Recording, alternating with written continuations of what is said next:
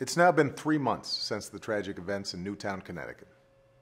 3 months since we lost 20 innocent children and 6 dedicated adults who had so much left to give.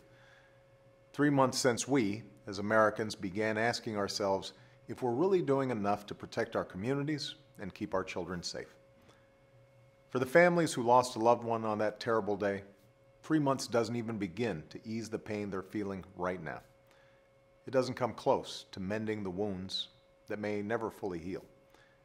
But as a nation, the last 3 months have changed us. They forced us to answer some difficult questions about what we can do, what we must do, to prevent the kinds of massacres we've seen in Newtown and Aurora and Oak Creek, as well as the everyday tragedies that happen far too often in big cities and small towns all across America.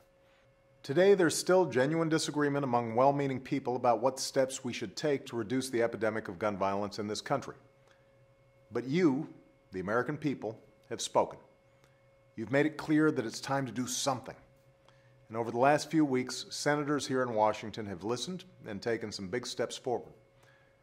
2 weeks ago, the Senate advanced a bill that would make it harder for criminals and people with severe mental illness from getting their hands on a gun, an idea supported by 9 out of 10 Americans, including a majority of gun owners.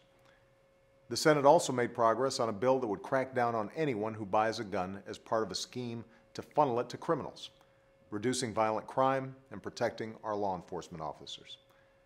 Finally, the Senate took steps to reinstate and strengthen a ban on the sale of military-style assault weapons, set a 10-round limit for magazines, and make our schools safer places for kids to learn and to grow.